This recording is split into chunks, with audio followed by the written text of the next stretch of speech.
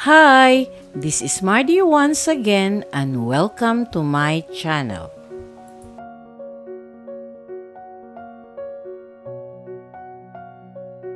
Hello mga kaistorya! Welcome back to At Home with Mardy.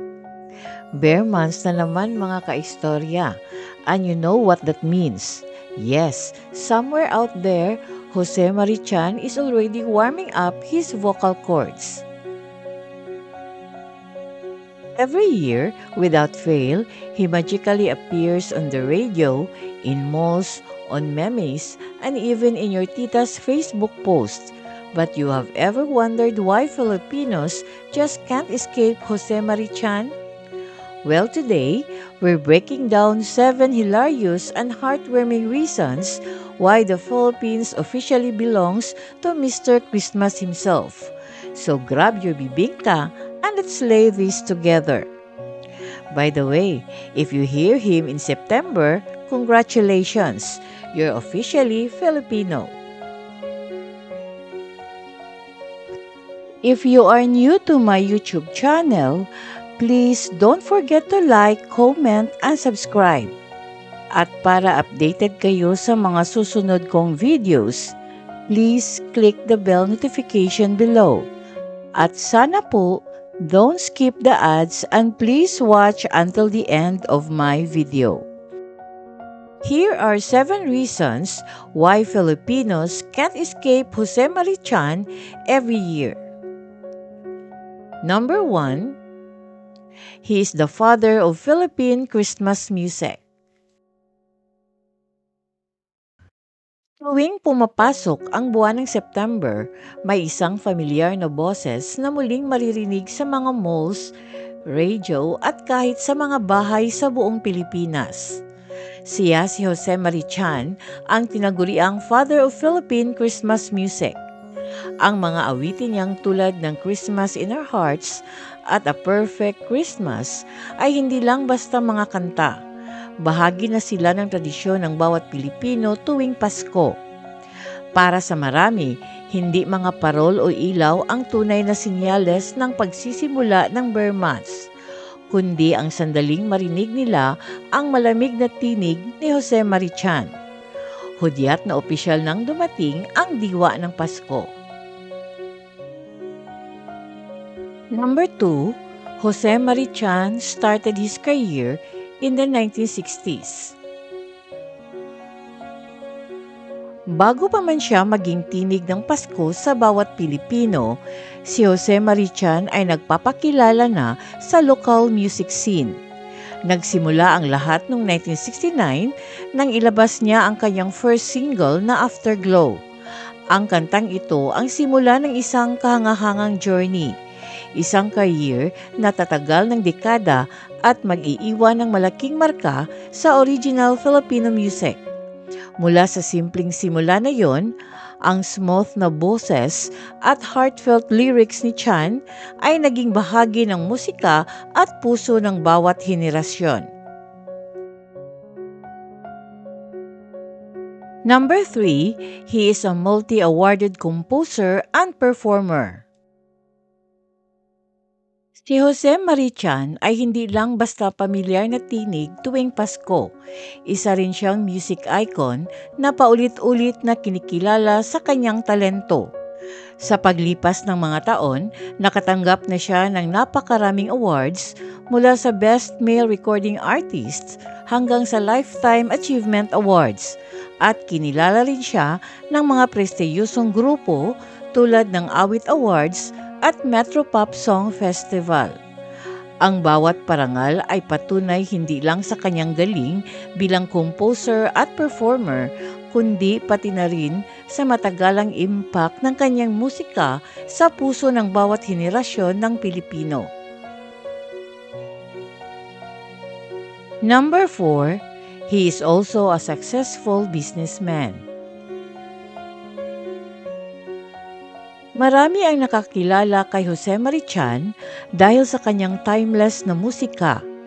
Pero kakaunti ang nakakaalam na equally successful siya sa mundo ng negosyo. Bukod sa mikropono, isa siyang seasoned entrepreneur. Bilang chairman at CEO ng Binalbagan Isabela Sugar Company at A-Chan Sugar Corporation, sinusundan niya ang yapak ng kanyang pamilya at patuloy na pinalalago ang kanilang legacy sa sugar industry, na nagpapatuloy na ang kanyang talento ay hindi lang sa pag-compose at pagkanta. Kakayahan din niya ang magpatakbo ng isang matagumpay na business empire. Number 5, his music transcends generations. Ang musika ni Jose Marichan ay may kakaibang kalidad. Hindi lang ito nauukol sa isang panahon, tumatawid ito sa iba't ibang henerasyon. Ang mga classics tulad ng Beautiful Girl, Can We Stop and Talk a While, at Please Be Careful with My Heart ay nanatiling paborito kahit ilang dekada na ang lumipas. New artists keep covering his songs, introducing his music to younger listeners habang pinapapalagahan pa rin ito ng mga long-time fans. Sa ganitong paraan, ang mga kanta ni Chan ay nagsisilbing tulay sa pagitan ng henerasyon na nagpapatunay na ang tunay na magandang musika ay hindi kumukupas. Number 6, he writes songs with heart and simplicity. Ang dahilan kung bakit tumatagal ang musika ni Jose Marichan ay dahil sa honesty at warmth nito. Kilala ang kanyang mga kanta sa malinis at heartfelt na lyrics, pati na rin sa timeless na themes tulad ng love, family at faith. Ayon kay Chan, nagsusulat siya base sa kanyang personal na experiences at emotions at ibinubuhos niya ang tunay na damdamin sa bawat nota at salita.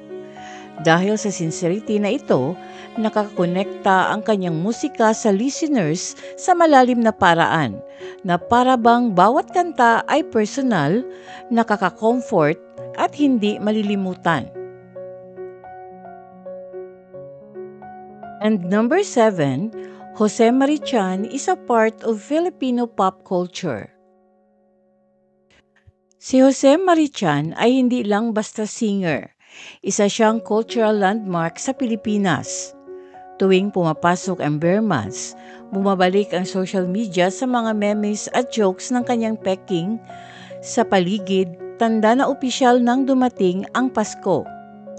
Ang kanyang mukha, musika at pati na rin ang mga playful online references ay naging bahagi na ng holiday tradition ng mga Pilipino, na nagpapatunay na ang kanyang influence ay lagpas pa sa mga kanta.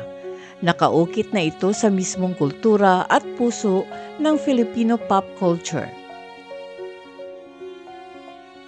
From timeless Christmas hits to songs that have captured generations, it's clear that Jose Marichan isn't just a singer. He's a Filipino icon. But now we want to hear from you. So tell me, do you think Jose Marichan is truly the king of Christmas in the hearts of every Filipino? Let me know in the comments below.